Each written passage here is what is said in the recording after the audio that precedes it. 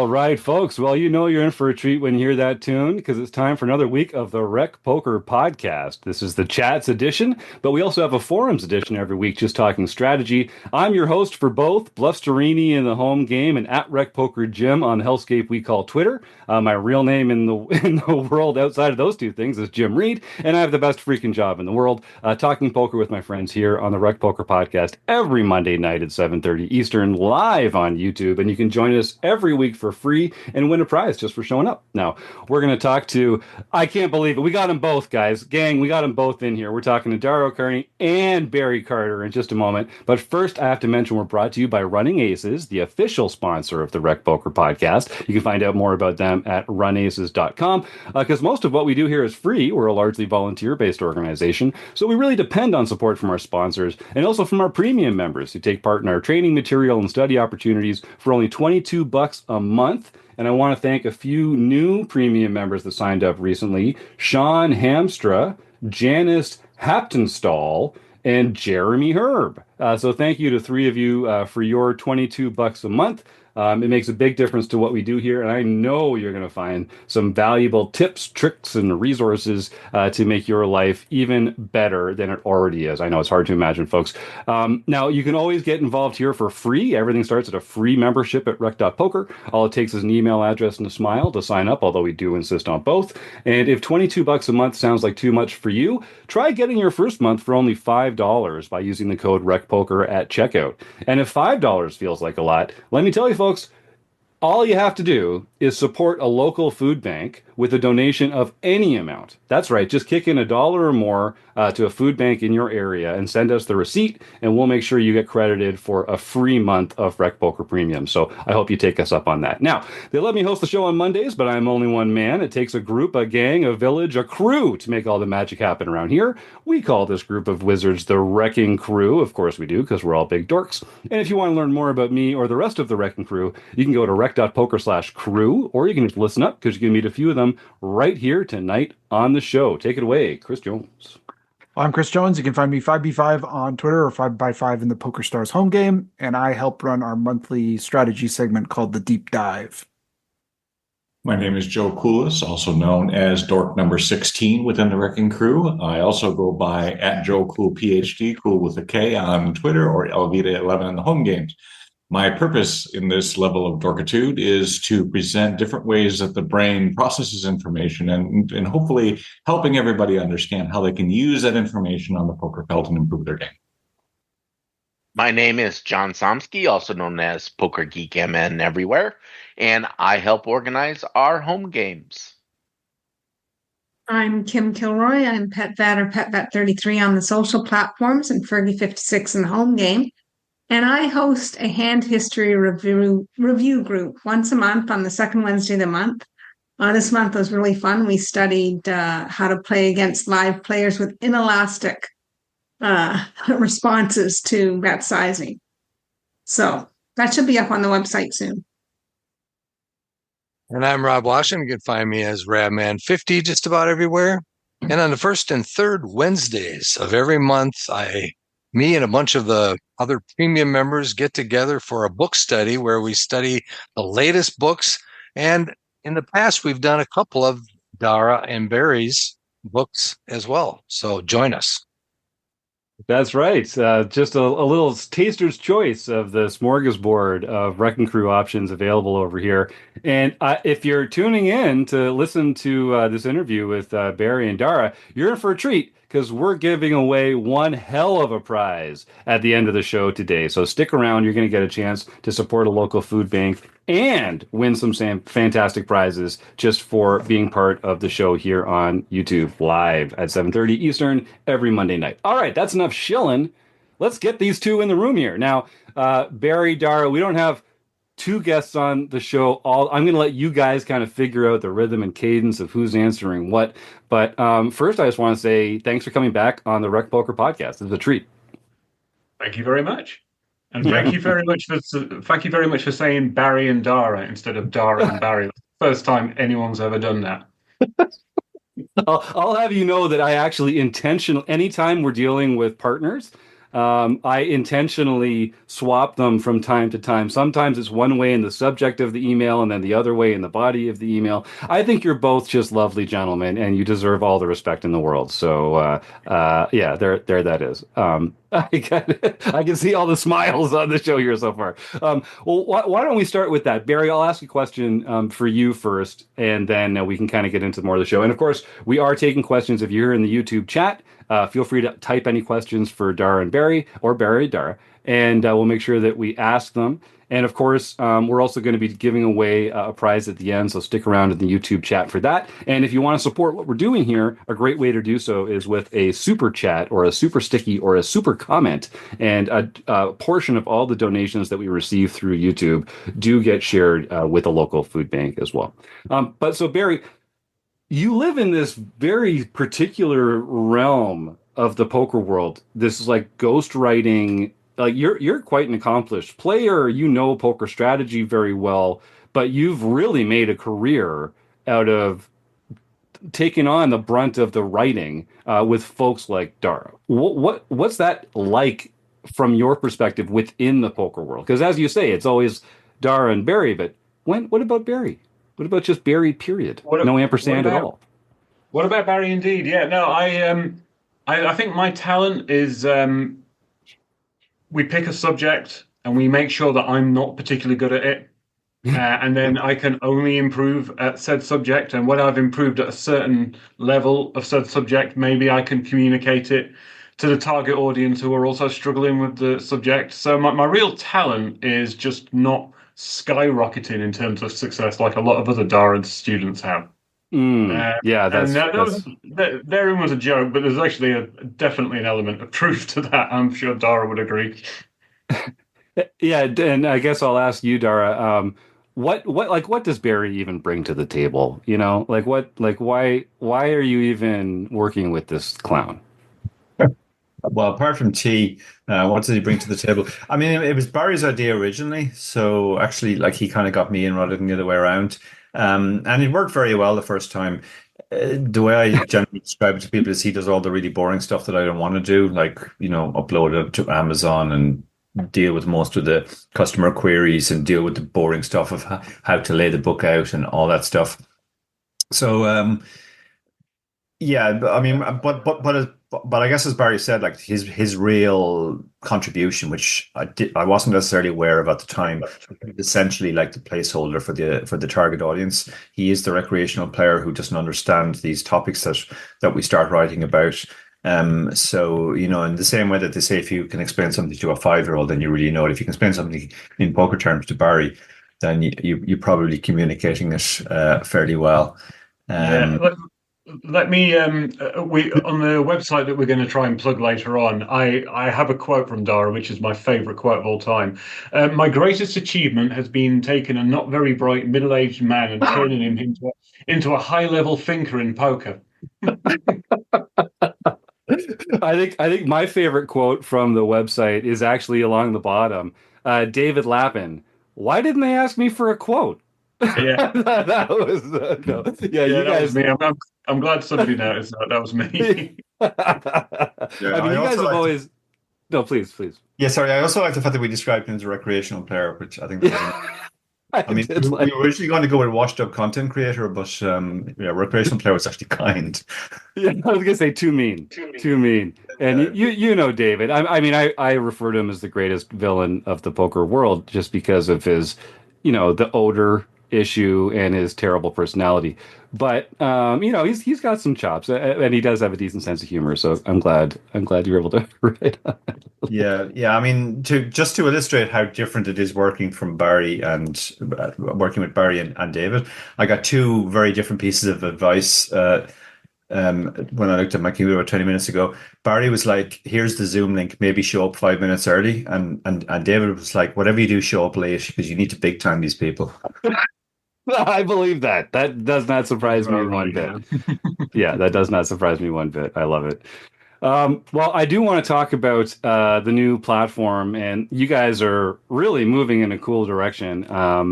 I guess I will just say one more time, if you're in the YouTube chat, get some questions in. Chris is going to be monitoring the chat. And, Barry and Dara, I don't want to, pump up your heads a little too bit, but you're one of the few guests where we got at least one pre-question. Someone was excited enough that you were coming on the show. They were like, "Oh man, we gotta." And it's not even about working with David Lappin and the extent of what you have to go through to get that to happen. But that was very impressive. Why don't we start right in with it? So you guys have cornered the market on poker books. You two are, I mean, I'm not sure if this is actually true, but you appear to be like the most prolific poker authors of our generation. You've covered so many different categories, different types of poker problems. You're moving to this new platform. It's sort of like well, I don't want to put words in your mouth. Can you describe a little bit sort of what the reason was for making this transition and what you're most interested in, most excited about, the not using the written word for once in the way that you share your poker wisdom? Yeah, well, I think we have made sort of ad hoc videos now and then. I mean, actually, the very first piece of content I made on satellites was a video rather than a book. And but it's always been very ad hoc. It's sort of like this topic, yeah, let's put out a video on that, and we put it up on our YouTube.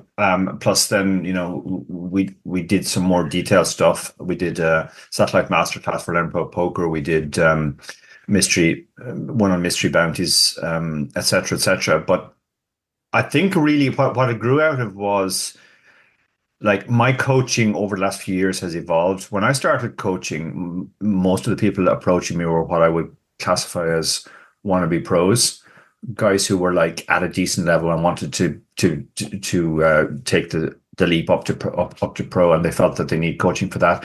And I thought, well, that'll always be the type of person I coach. It'll always be those type of people who, basically they want to get from where they are to roughly where I am in terms of being professional.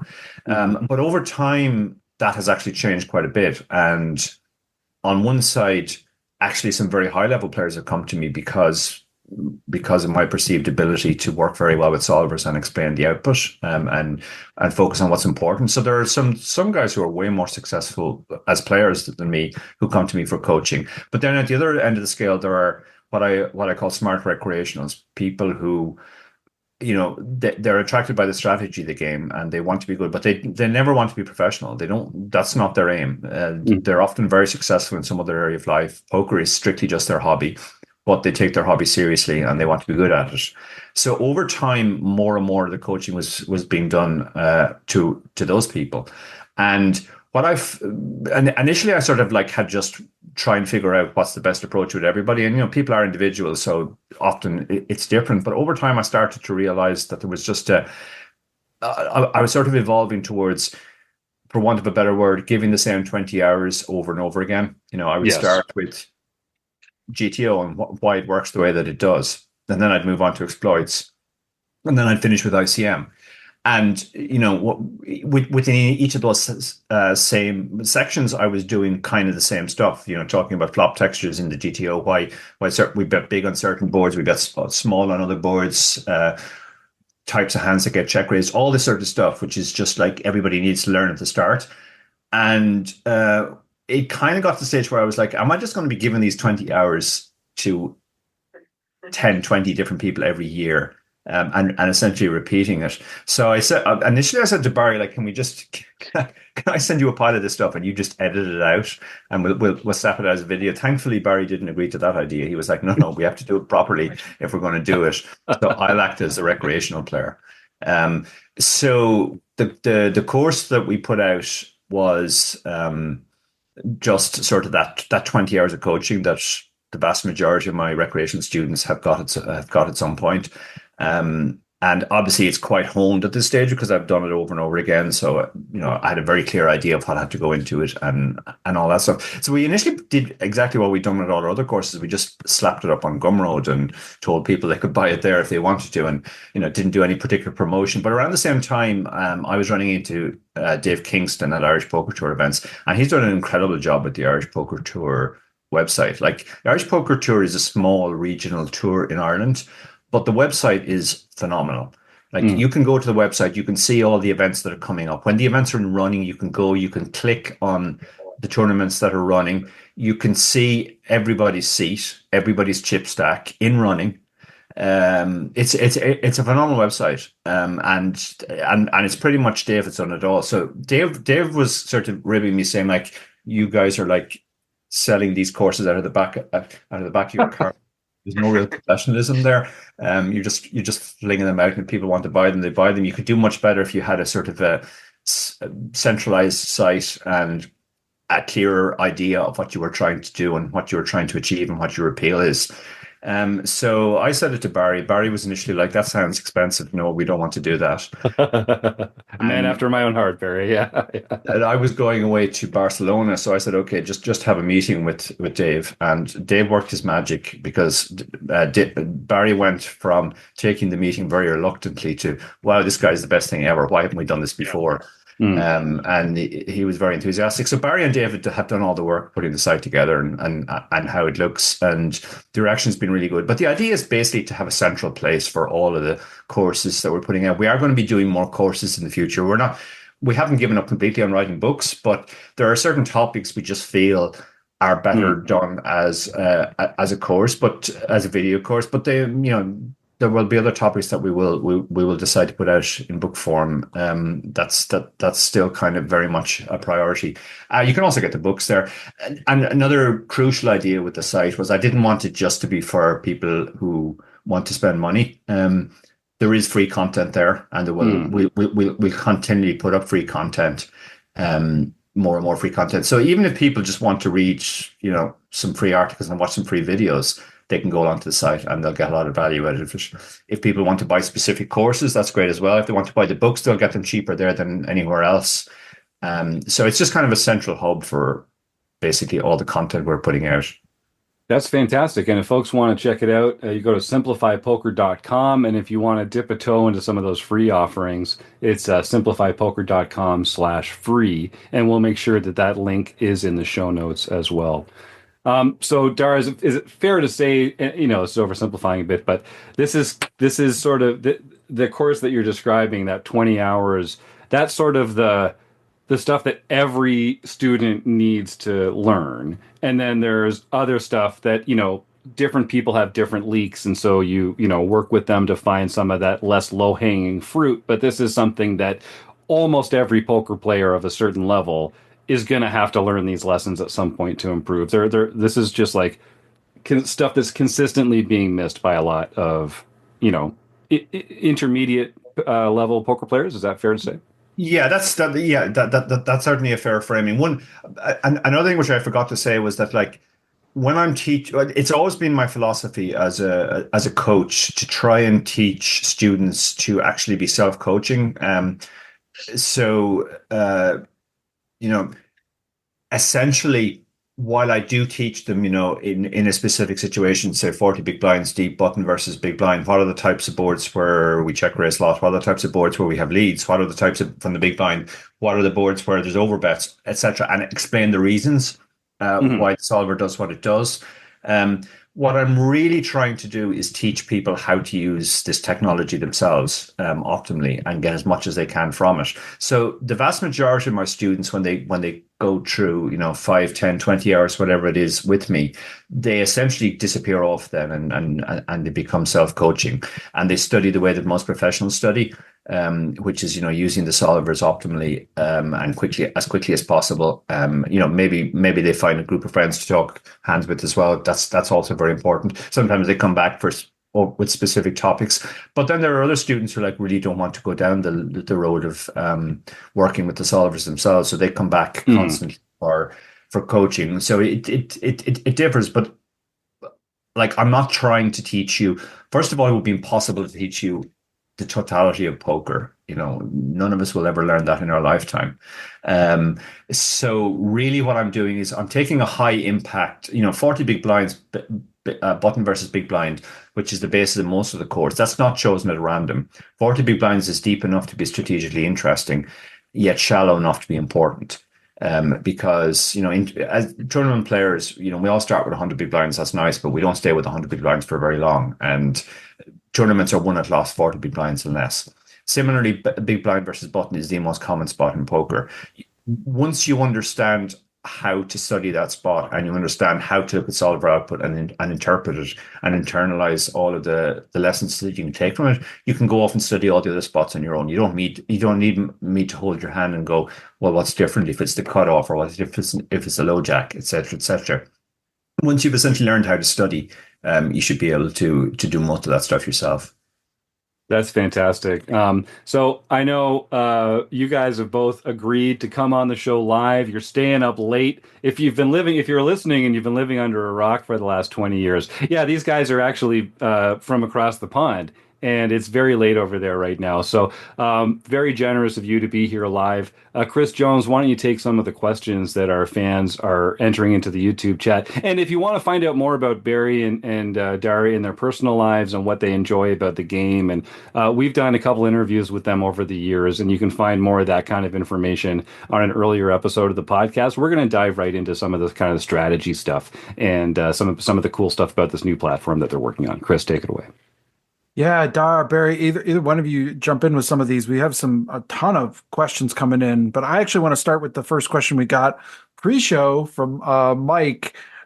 He was wondering, he had a question about bounties and really wanted to have an understanding of like how should he approach or his thinking change when we're thinking about maybe a standard live bounty where everyone's just got like a single chip in front of themselves that's sort of one amount that you can win versus a PKO, a progressive knockout versus the mystery bounty where we might not even know the value of the bounty. Like he was sort of wondering how much should that change the way he approaches the game and his style of play?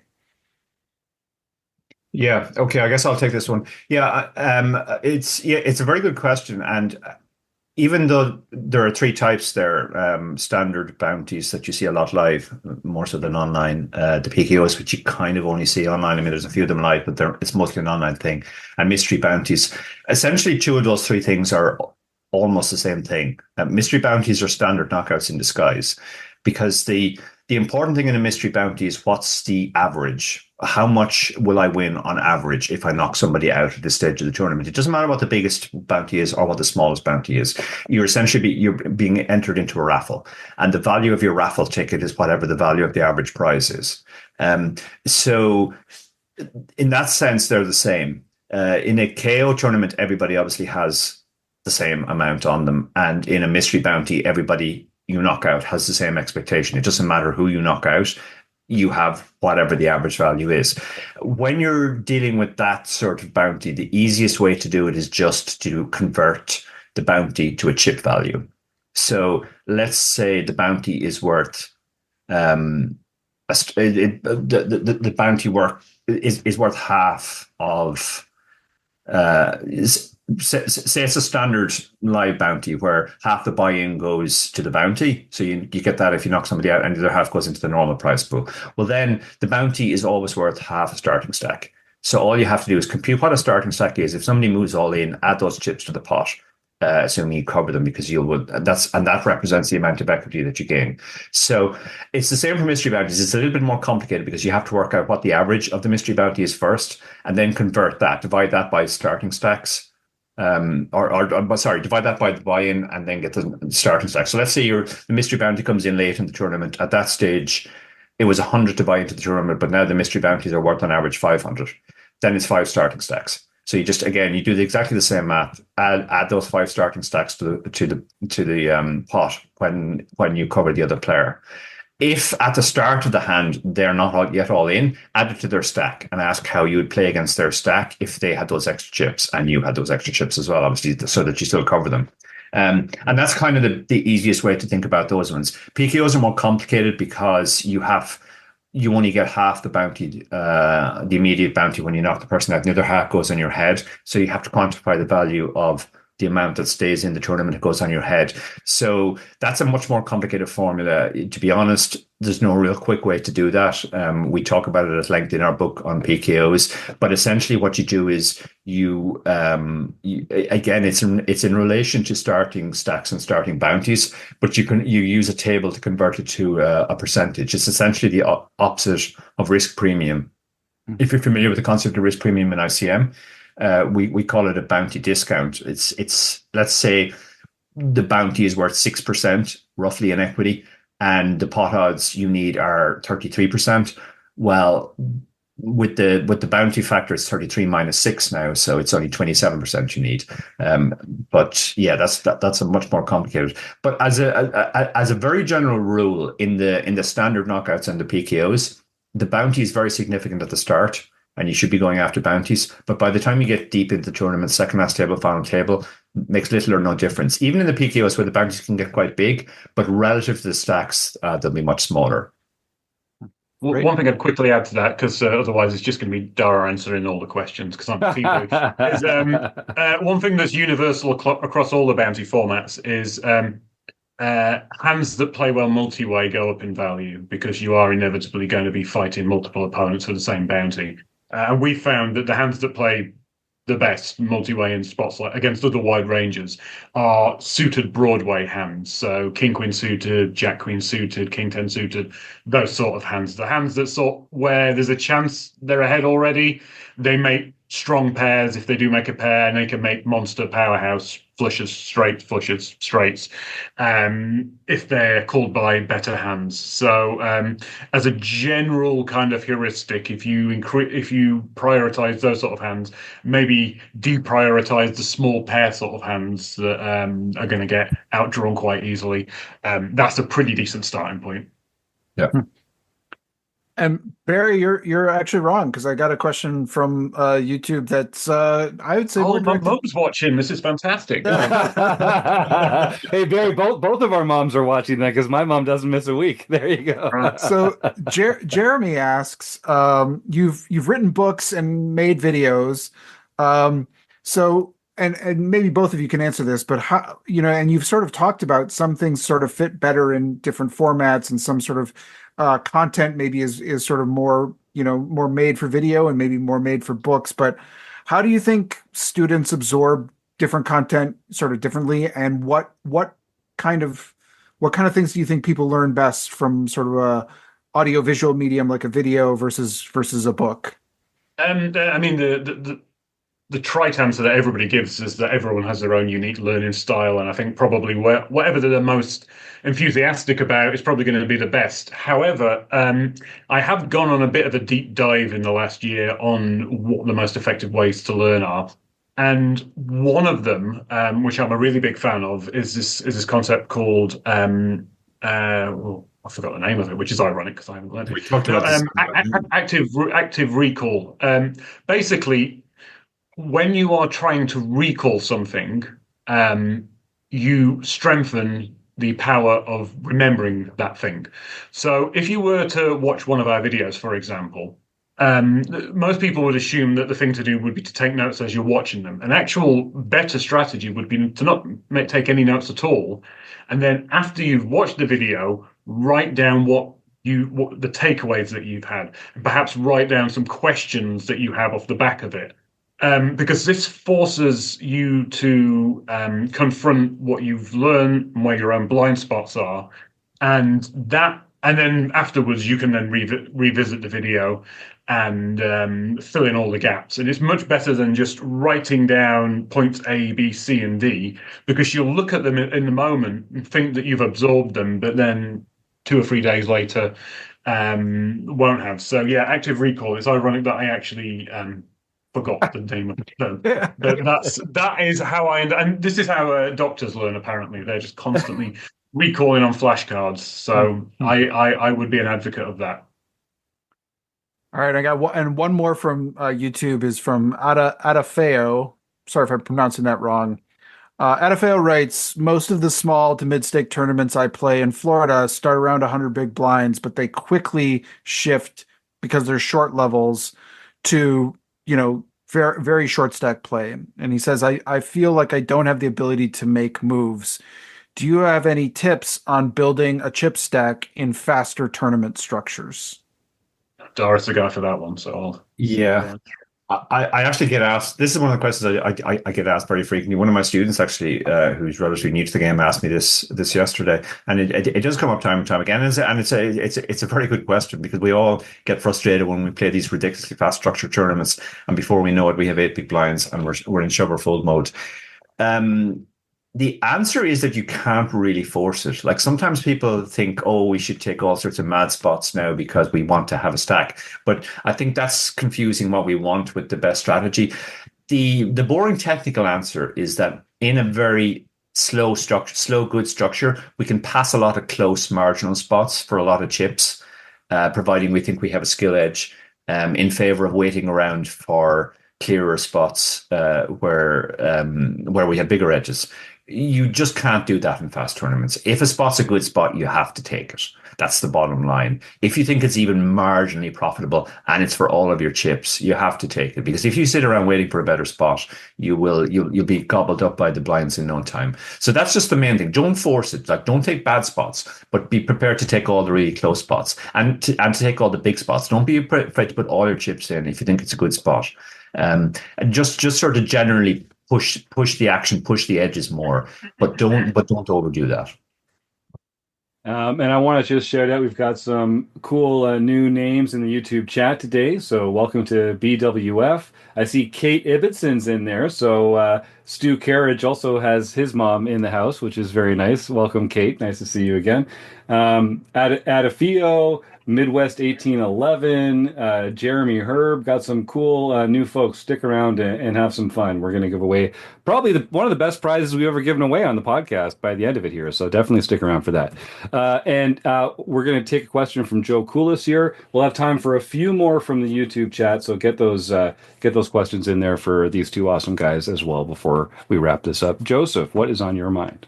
Well, I'm jealous that my mom doesn't give a damn about my podcasting to come on to listen, but maybe someday I'll be big enough that she'll come.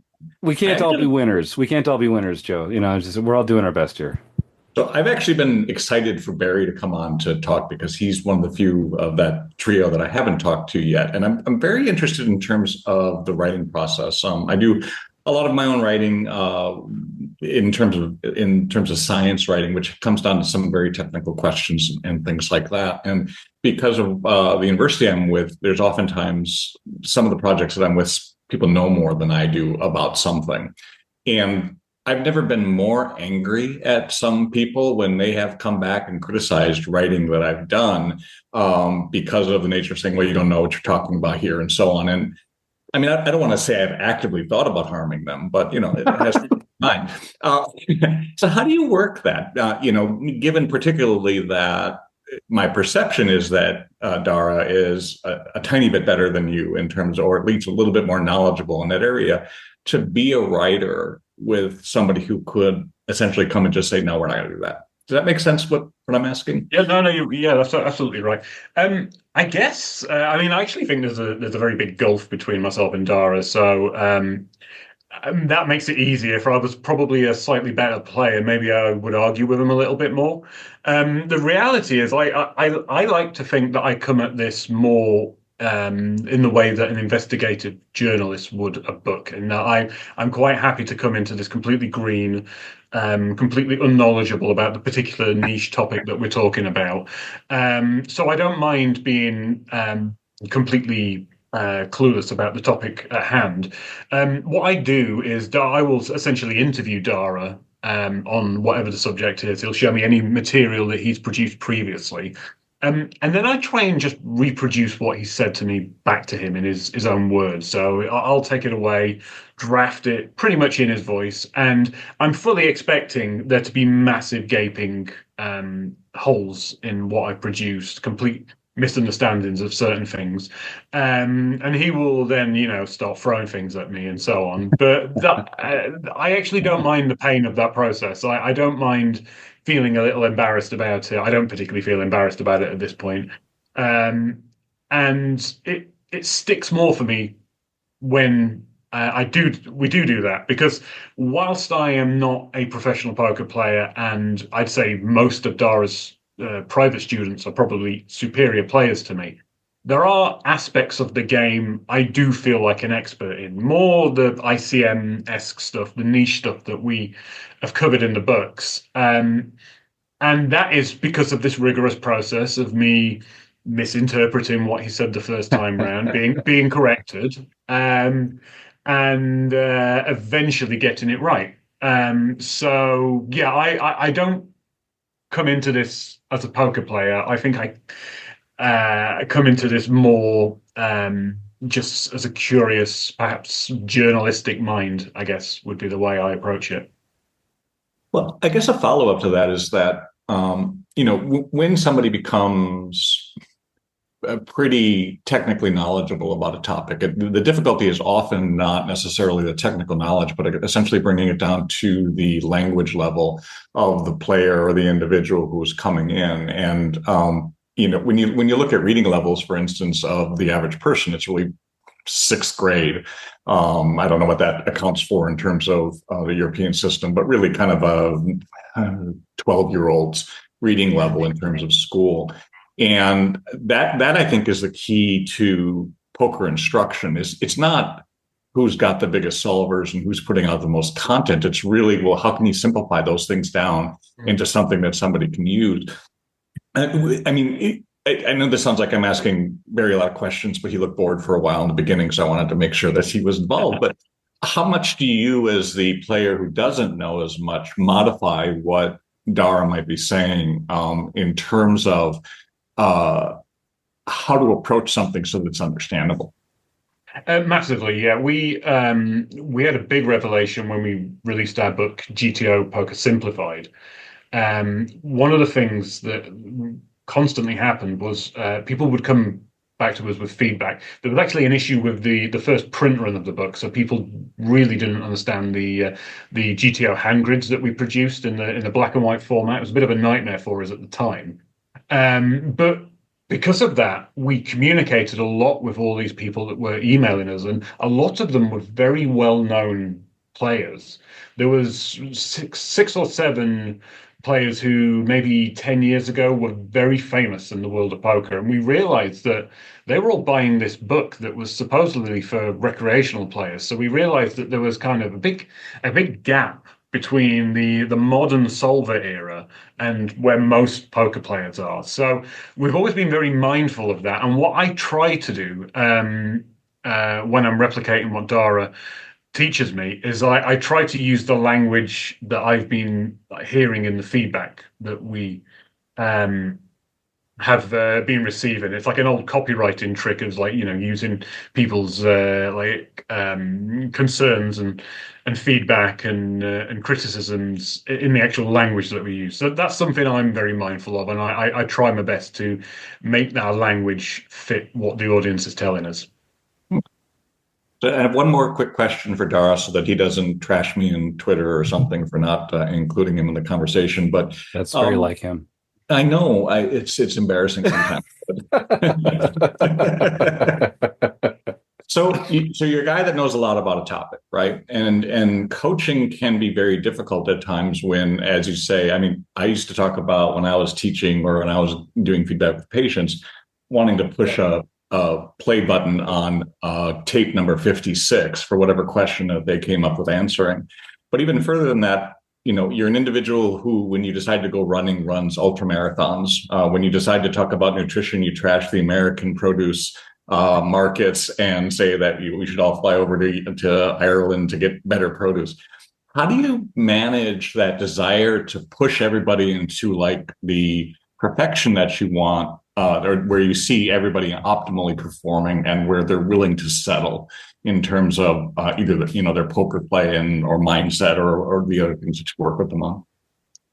Yeah, it's a very interesting question because I definitely do struggle with people who are just sort of like, for want of a better term, half-assing it. But I kind of have to develop empathy for them and say, well, that's just the way they want to do it at this one area of their life. But I definitely have better results with people who sort of like come in with the same level of ridiculous seriousness that I take everything I do and really want to learn. And it's no shock that the recreational players that I've coached that have gone to let's say have had the best results are the people who were successful in some other area.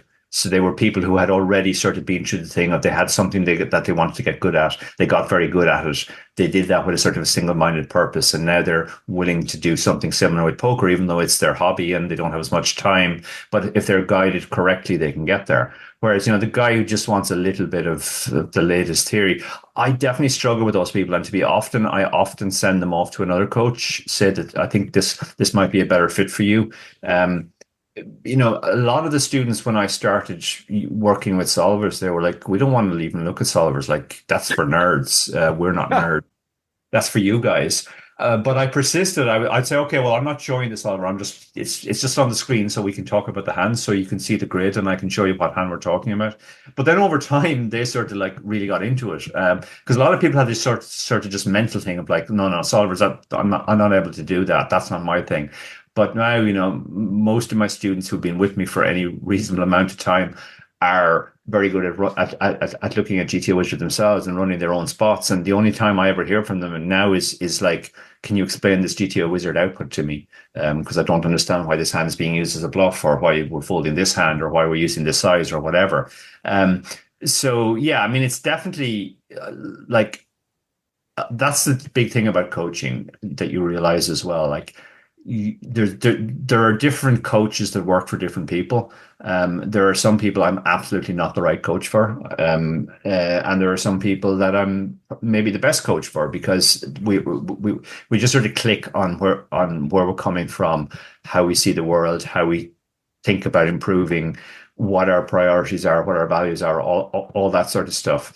And I think the reason why, coming back to what Barry brings to the thing, is that Barry is kind of able to filter it out to a wider audience, let's say. So it's not just people like me. Barry essentially is the recreational who wants to have it explained to them. And, if I had written these books on my own, they would have been very different. The first book, when we wrote it, I just gave Barry all the content I produced, the webinar on satellites, all the stuff I'd written, and I just expected him to come back with a book, and then we would put that out. It didn't work like that at all. There were areas which he just didn't understand, and then that was that. It's actually very it's very useful when Barry doesn't understand something, because if we put it out in the format that I would have put it out in, it probably means that half the audience wouldn't understand it either. It's easier for him to sort of recognize the level it needs to be pitched at. And similarly, sometimes it goes the other way too. Like, I'll start explaining something, and he'll go, "Okay, there's no need to explain that. Everybody knows that. You're oversimplifying it now." So yeah, Barry's just a very good placeholder for sort of the type of person who typically reads our books or consumes our videos. It's now that we started making more and more videos, if you watch the videos, Barry basically plays the role of the student. Barry's the one asking the questions. And one of the best pieces of feedback we got on the new course was from a guy who said that he really, really enjoyed the course. He went into it thinking that he wouldn't enjoy it too much because he wouldn't be able to ask me any questions. He'd just be watching a video but that Barry actually asked all the questions that he wanted answers to anyway. I will say, when Dara and I started recording the most recent course, we both said, right, I'll pretend not to know or everything we're going to talk about, but for 20 hours. But for 20 hours, I was going, what, really? We did what? I genuinely, it felt like there was so much that we missed out in the written format, and the video format really lended itself to a deeper type of analysis. With certain kinds of stuff. I actually learned a lot from this course, even though at the time I didn't think I needed to. Well, I really think that the confluence of the two, you working together, makes a product that is hard to find. So just keep up the good work, because it really does bring it to something that's quite useful across a lot of different ranges. So thank you. Yeah. And Rob Washington would know a little bit about something like that. He's been hosting our book study here for several years, and I know several of your work have come across our membership there. And if you're watching along at home and you'd like to get more involved, we've got recordings of all those sessions. Rob does slides breaking down chapter by chapter. Even if you can imagine, Barry and Dara, distilling even further your amazing works of genius down to the recreational poker player level. So yeah, it's been a pleasure being a part of a few of those. Rob, did you have something for our guests here? Yeah, this discussion is absolutely fantastic. I love talking with Dara and Barry. But there's one question that has just been driving me crazy, and that is, Dara, who is your tailor? Everybody in the world wears hoodies, and they're just very, very standard in how they're dressed. And but you come out and you have a statement that you are making every time you show up at a table. I just want to know, is this a big secret, or is there a specific person that you can give credit to for this wonderful wardrobe that you wear when you play poker? I'd like to take credit for it, but I guess I have to give credit to two different people. The first one is, and this people always laugh when I say this name because they assume I'm trolling, but I'm not. This is genuinely the genesis of it. It was Andy Black. Andy and myself started talking about 2 years ago about our different approaches to poker, which at the time we classified as GTO versus white magic. And then at the end of the initial conversation, which Andy, I'd say it's fair to, went into thinking that GTO is nonsense. Andy kind of came out of thinking, actually, first of all, there's not as much difference between our approaches as we thought. And secondly, I would actually like to learn about this GTO stuff. So he asked me if I would help him, basically work with them on that stuff. And then he said he would give me something in return at the end. So worked with Andy for a few months. He got very up to speed very quickly because he's a very smart man. And then at the end of the 3 months, I said, okay, so what about the other side of the equation? And he said, well, here's what you need to do. You need to start wearing really colorful shirts at the table. And I was like, what, is that it? Like, why? And he was like, well, it'll just completely change people's perception of you. They have a very fixed idea of you currently, and just experiment with it and see how people react to you if you start wearing these really colorful shirts. So I came home, told my wife, okay, we need a bunch of colorful shirts. And it's fair to say she really ran with it now. Like, these things literally show up at my house. Two new ones of these every week. She absolutely loves the shirts. She's the one who chooses them all. Every time I go and look at her ordering them on her computer, her screen is just a wash of like incredibly bizarre patterns. And she's like, well, that's terrible. That's terrible. That one is really good. We're getting that one. So Andy and Mrs. Doak, they're the real brain, the wardrobe. Yeah, Dara, back up. Let's get it in frame here. I want everyone to see. That's right. Actually, it was a trick. I just wanted everyone to know that I don't see a single Rec Poker patch on that shirt, Dara, you bastard. That's it. Can we assume then that depending on which shirt you're wearing, your wife might be angry with you at some level and make predictions based upon that? That's a very reasonable assumption. And I wear whatever I find at the end of my bed every morning when I go out to play poker. I have zero input. And the only time I have any input is if I'm going on a trip and she chooses the 6 or 7 shirts that are going on the trip, and then I get to decide the order that I'm going to wear them in. And sometimes I even pass on that. I just put them up on Twitter and ask people like, this one or that one, which do you prefer? It's fair to say there are some of the shirts I think are absolutely hideous and I would never want to wear again. But she's a very formidable woman. If she puts it at the bottom of the bed, I'm wearing it. I'm not going to have an argument with her. I'm not going to even suggest that I don't think it's a great shirt. It's getting worn. That's just take your medicine, right? Just take the punishment, deal with it, and then she'll be happy with you when you come home. So, Dara, it sounds like you must have had kind of a curmudgeonly persona at the table for Andy to say, like, we got to like change how people view you. Is that fair to say? Like, was it just like mum poker or? No, I think it was more to do with maybe just too much of an old man coffee image or okay. and one thing we talked about when we were seriously talking about like sources of frustration, I would say to Andy, like, I'm watching you at the table and people are just handing you their stacks. They're doing the most crazy stuff against you and making the most crazy calls. And then, I make a tiny value bet on the river and they fold. So what gives? Am I giving away physical information, or do I need to change my strategy? He was like, no. It's all about how they perceive you.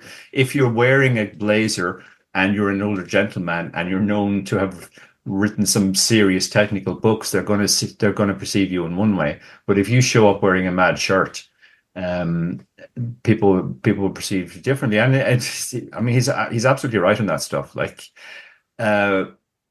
people ask me why I've been building stacks in the last 18 months early on in tournaments, which I used to do in the past, but just not all that often. And some of it is some technical work I've done on deeper stack, but some of it is definitely like I do get more of those gifts now that people like Andy and Phil Helmut and these other that type of players get quite a lot of. So I think Dara should start wearing shirts with GTO hand grids on the front, and then he can get all his opponents banned for using RTA at the table. Oh, I like that. Levels. Did did Arthur give you that idea, Barry? No, that's actually my idea. I actually genuinely sell a T-shirt online with a hand grid on, saying this is my opening range, and I managed to sell like 2 a year. I made That's about fantastic. 80% of profit. So that was the plug there. It's been done. The lady who designed Floptimal wears a shirt with the GTO range on her. Yeah, that's fun. I love that. Chris Jones, you unmuted. Do we have some more folks in the YouTube chat that are we've got itching to get the questions in? Another question from Lorianne in the chat. And this is probably for Dara here. With so many options out there, and you mentioned maybe some people being a really good fit for you and some maybe people being less of a good fit for you in terms of coaching. But Lorianne asks, with so many great options out there, what do you think is the most important thing to consider, or multiple things to consider, for someone who's on the fence about hiring a poker coach? Yeah, first of all, I think it needs to be somebody that you click with on a personal level. Some of the best players in the world do coaching, but if they coach some of my students will get little or nothing out of them, because they would, neither side would understand the other side.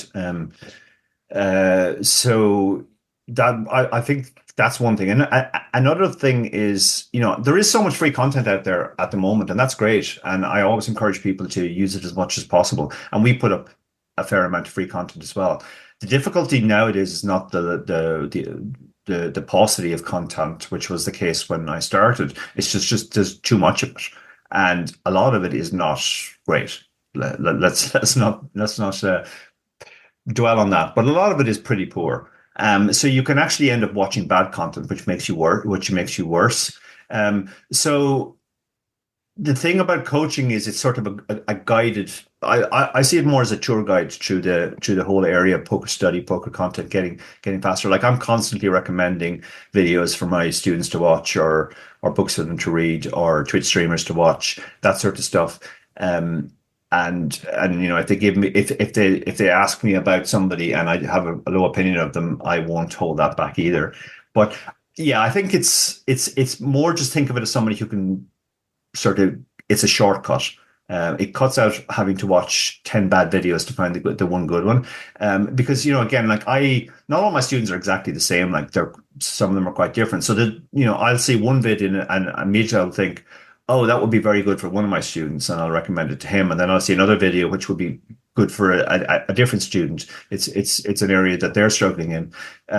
So I think that's kind of the role of the coach. So you're sort of a tour guide, rather than necessarily an instructor. Like, you're not going to teach somebody everything about poker. What you're trying to do is help them navigate through a world where you have many, many options. A couple more questions, then we'll let these two fantastic fellows roll on out of here. Barry, what's one thing that makes your job feel like a grind or an obligation or like a job? Like, we all, if they called it play, they wouldn't pay us to do it. So it's work. But like, what's one part of it that actually kind of like bugs you, or you wish you didn't have to do? Yeah, I know the answer to this one. For whatever reason, I hate having to revisit old content after we've created it. So, for example, when we launch this new website, I have to update all the old books so that the old books sent people towards this website if they wanted to learn more, and that was a pain. That I had to change all the page numbers, the page order, and stuff like that. I just really hate it. I have this very impatient kind of I want to move on to the next thing kind of mentality. Dara's the same. Whenever we release a book, like I guarantee you, every single release date, there is a Twitter DM chat between the two of us where we're like, right, no more books, but this is a good idea. Yeah, we could do this, and this. Right, let's meet up tomorrow and do this. We're always on to the next book the day we launch another book. We're both very future focused in that regard. So I just hate. And then if someone if someone would say, for example, contacts us and says there's a spelling mistake on page 17 of PKO Poker Strategy, that is, such a pain for me.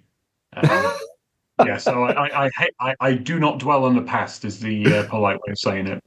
So yeah, you're out there. The person that definitely did in real time write into Barry about the typo on page 17. That one stuck with them. There's too many of those guys to single anyone out. Dara, what about you? What's one part of this part of your role in the poker world that feels annoying or frustrating, or you just wish you didn't have to do it?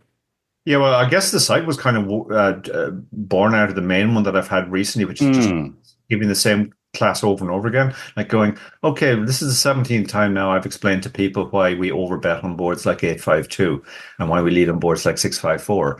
And nothing has changed. And I have to try and sound as enthusiastic and earnest as ever. But it's the 17th time I'm doing this. And yeah, repetition, I guess, is the main thing. Like, it's very similar to Barry. Like, I always want to go on to new stuff. Even if it's stuff I understand very well, teaching it is a challenge, teaching it to one person, but then teaching it to the 17th person is not a challenge anymore because you are just replicating it. I remember that, as I said, like the very first content I produced that I remember actually came out of a chat I had with Carlos Welsh in the Andrew Broca's house in Vegas, where I gave Carlos a 30-minute breakdown on how to play satellites, all the major concepts. Carlos came up with the term chance of cashing and actually wrote up a couple of pages for me. I went off to bed. He went off to play a satellite. When I woke up, he'd written this up, and I was like, "Oh wow, this is great. Maybe I could make a video out of this." So I did a webinar, and then loads of people after the webinar were like, "Oh crap, I missed your webinar. Could you do another one?" So I did another one, and then another one, and then another one. By the time we were on to number 5, I was already like, I'm completely over this. You know what I'm going to do? I'm going to record this one, and I'm going to put it out as a video. And if anybody says, "Oh crap, I missed your webinar," at least they'll be able to buy the video. So that was the very first content to do. So yeah, it's all, yeah, I just hate repeating the same thing over and over again, which is kind of bizarre when you think about the fact that I used to be an ultra runner where you basically like run 200 laps of the same ridiculously boring loop in 24 hours. But as a runner, I was able to do that because you're dealing with all of the, your body is changing over the 24 hours. At least you go from like ridiculously fresh and optimistic to a zombie shuffling forward through the last few hours and everything in between. But yeah, just teaching the same thing over and over again to very similar people. Like, I don't know how school teachers do it, to be honest. Guys who have like fixed curricula. I guess they have. There's enough variety in the students. Maybe just in the poker world, the students are just a bit too samey. But yeah, repetition, I guess. Yeah, I'm so glad he didn't say explaining poker to an Englishman as his I was waiting for it. Yeah. All right, well, folks, you heard it here first. Simplifypoker.com, and if you want to get some of their free stuff, simplifypoker.com/free. That information, those links will be in the show notes, as also will be the Twitter handles for these fine gentlemen. And of course, I will say, as a RECing Crew member, you can find out more about Dara by going to rec.poker/doke. And we hope that you do. Dara's been a big friend of the show here for a long time and a contributor to our deep dive seminar. And it's just great to be able to connect with you two again. I am already looking forward to April getting back across the pond over to the Irish Poker Open again. I had such a fun time hanging out with both of you and even that Lappin character. So hopefully we get a chance to do that again. We're going to play Stake, Study, Stack, and then we're going to close the action with our speed round. When we have two guests, we're going to split you guys up. And Chris, you said you're going to play Stake Study Stack with Dara, I believe. So I'll let you take that away, boss. All right, Dara. So this is our game we call Stake, Study, Stack. I'm going to give you three names. You're going to pick one that you want to stake in a poker tournament or cash game, one that you'd like to study with, and then one that you would take great pleasure in just taking all their chips and stacking them at the table. And I got some crowd input on this. So the three names I have for you are David Lappin, Andy Black, and Barney Boatman.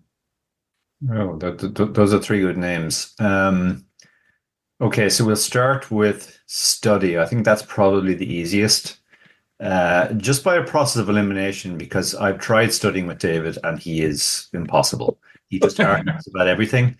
And our study sort of went from us arguing about everything and me just having to end the argument by saying, David, yeah, you're right. To when the solvers arrive, David giving his argument and then me sharing my screen and say, David, you're wrong, and you can take it up with the computer. And then David completely lost interest in studying with me at that point because, so David, no good for study. Barney plays the sort of curmudgeon, like I just do things my own way, GTO, etc., etc. GTO is bollocks, so I don't think he and I would be a good fit on that. And I know from hanging around with Andy in Vegas and from studying with him and talking poker, he's actually a delight.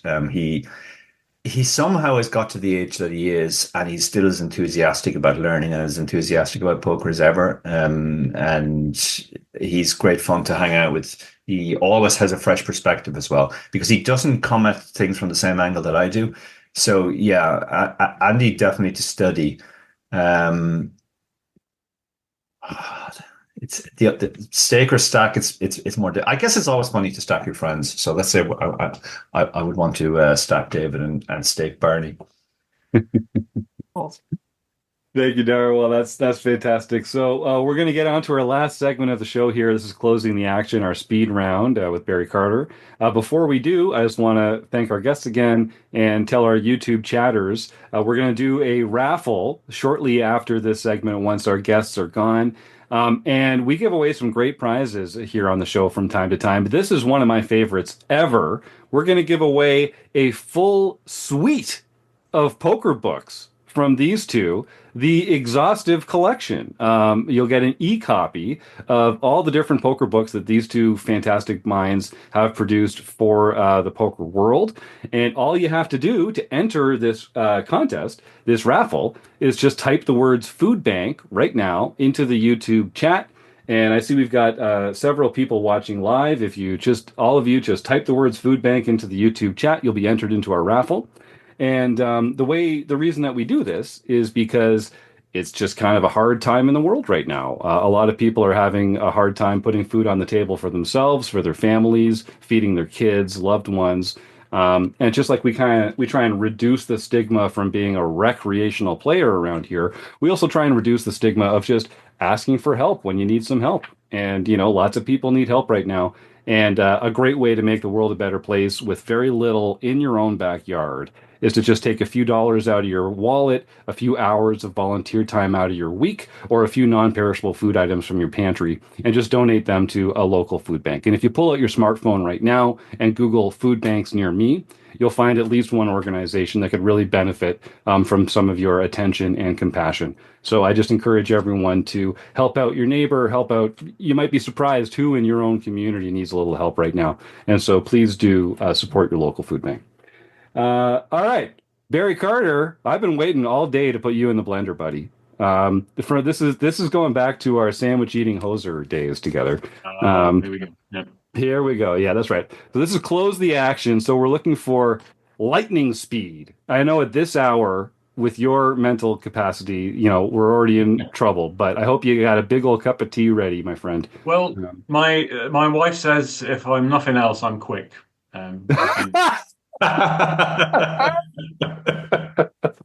Fantastic. How you want it. Yeah. Yes. All right. All right. So just quick, speedy answers. The first thing that pops to your mind is mostly about poker. Good luck. Oh, and we're still struggling with the soundboard, but We do have the TikToks. Add a level of drama here. All right.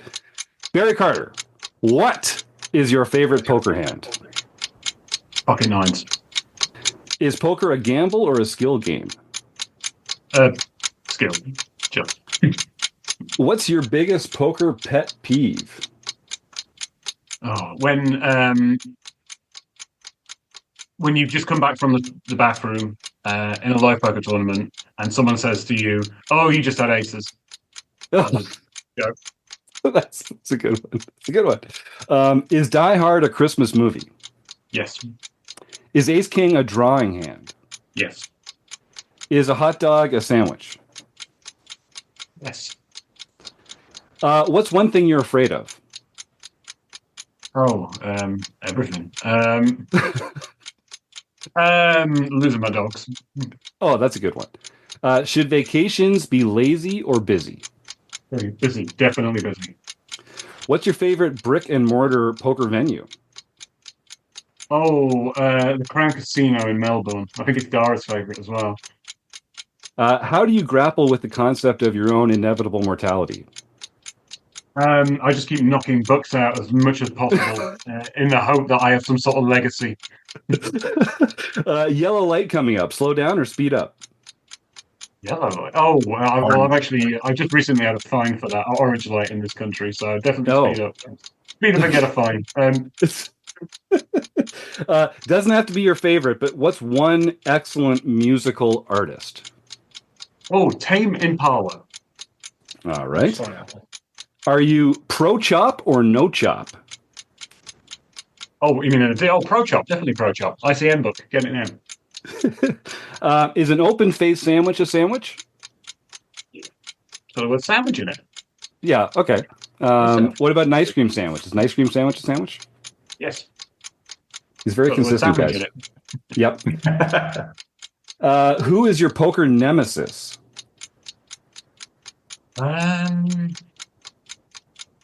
Well, just a guy, just my friend Anthony from my home game. That's not a very good answer. No, that counts. He lives in your mind rent free. I understand that.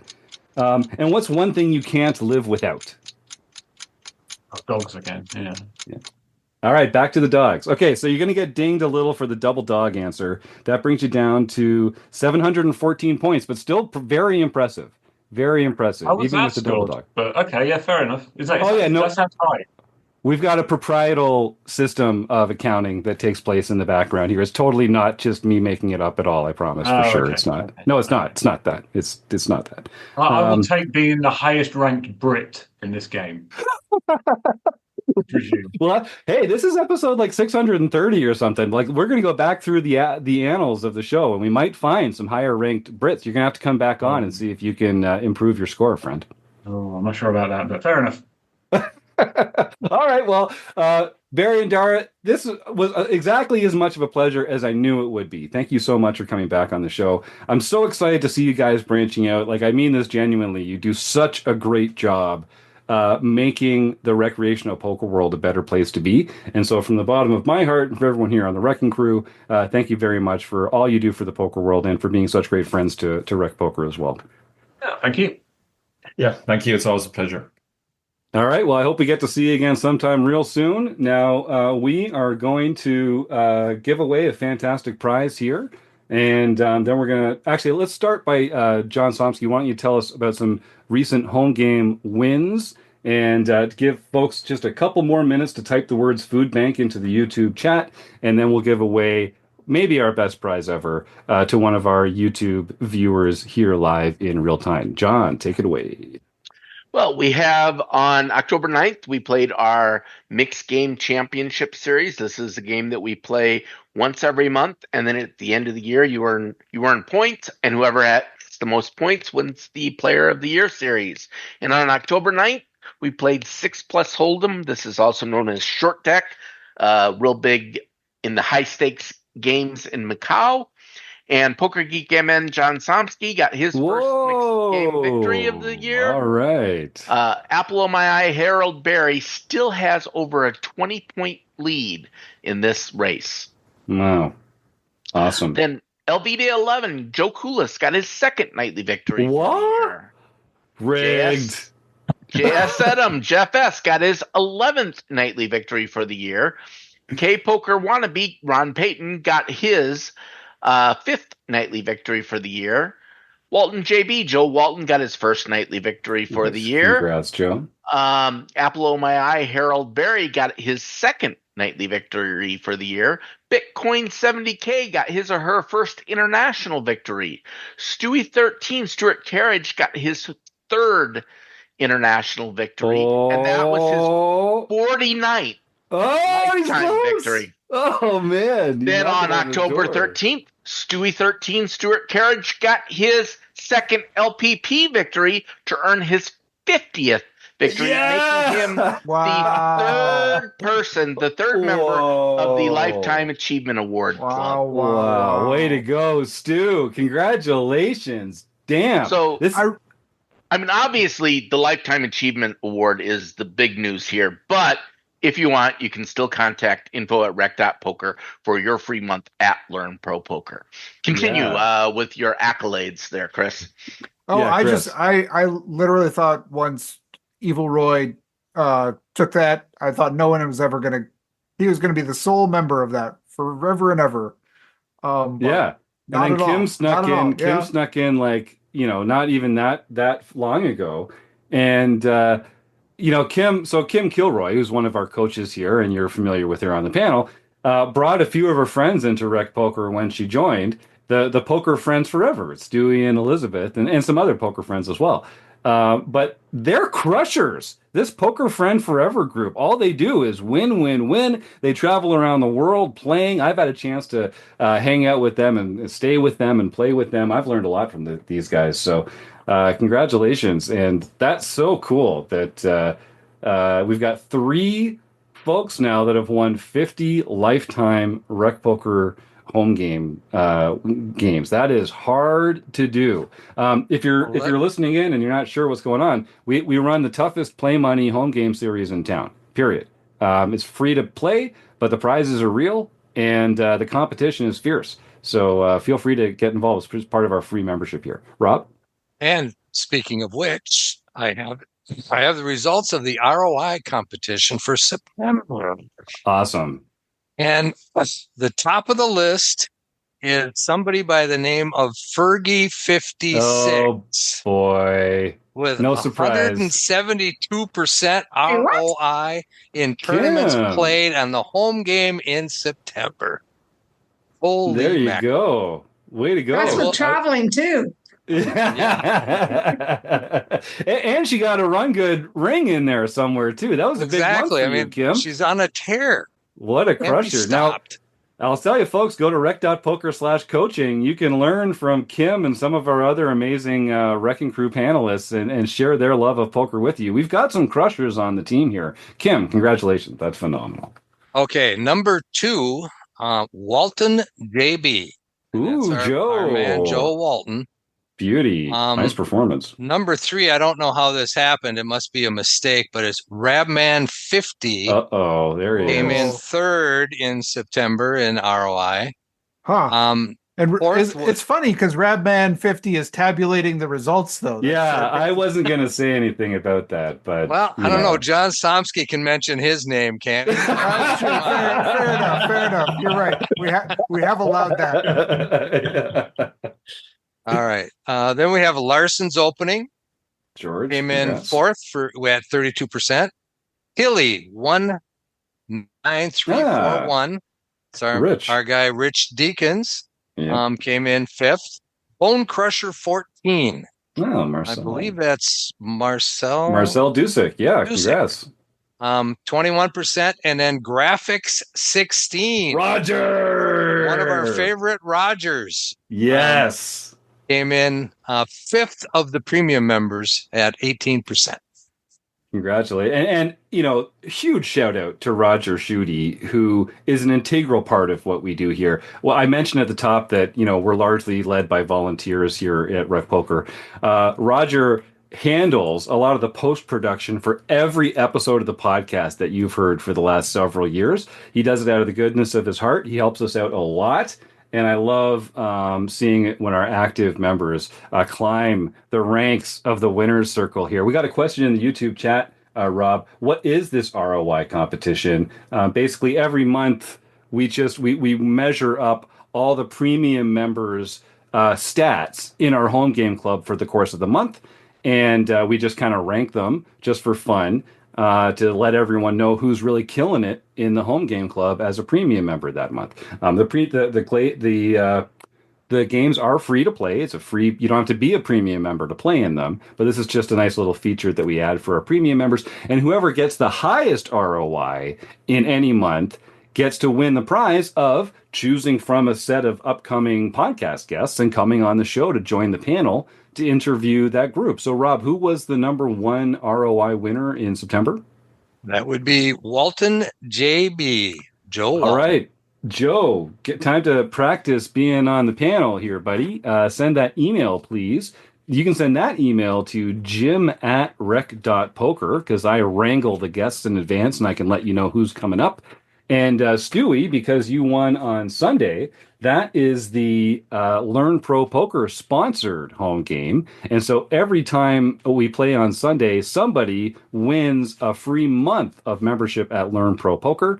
And you can send your email, Stewie, to info@rec.poker so we can connect you with that fantastic prize.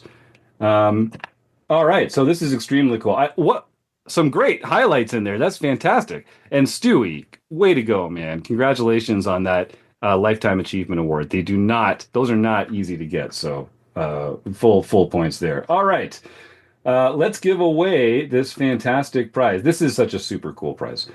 Chris, you've got the Dice-O Cam. I do. And I have to say, I am excited because this is the first time we've ever had to use the 20-sided dice. Oh, you are a nerd. I love it. There we go. Like Joe's getting excited. I didn't even know why I got this thing. It seemed like this die is collecting dust. We've used the 12-sided before. It's here. Need a moment. It's here. It's finally here. Joe Coolis and I are old D&D nerds, so the idea that we get to roll a 20-sided die is pretty fun. I was going to say it's pretty cool, but it's not. It's just pretty fun. No. So let's make sure we get this here. So Chris, I'll run down the list I see in the YouTube chat. You let me know. We've got Evil Roy, Karen, Brian, Eric, Jeremy, Daniel, Mike. We're going to skip second Karen, Midwest, Stewie, K-Poker Wannabe, and Joseph Walton. Are those the ones that you see as well? Then Joe Rafter and Adafeo. Adafeo. I think that's it. Okay. So how many is that? That's 13? Yeah, no, I got it. Let's try that again. All right. 1, 2, 3, 4, 5. 6, 7, 8, 9, 10, 11, 12, 13, because there was 2 Karens in there, I think. All right, we got 13. We're still using the 20-sider. Anything above a 13, we're re-rolling. And if it's a 14, John? I was just going to say, this is the chatter that elevates us to the best poker podcast ever. Oh yeah, you love counting on this is the part people tune in for. This is good. You're gonna win a good prize, though. This is a really good prize. This is a really good prize. If it's a 14, I'll donate $20 to a local food bank. Awesome. And 15 to 20, any of those numbers, I'll donate 5. Oh, all right, nice. Here we go. Nice. Here we go. Let's see. Who's it going to be? It's a 9. 9. All right. So let's start again. Let's just do this again. So 1, 2, 3, 4, 5, 6, 7, 8. Stewie Carriage, I think, if my math is correct. Wow! You make the Hall of Fame and win the prize. He just can't stop winning. This is a triple threat for Stewie. He won the Lifetime Achievement Award. He won the Sunday Night LPP prize. And an e-copy of every book that Barry and Dara have collaborated on. Well, he's the real winner. Stewie's the real winner tonight. That's fantastic. Did we forget to put into the liner notes 1 prize per contestant? yeah, that's right. Cannot be combined with other offers.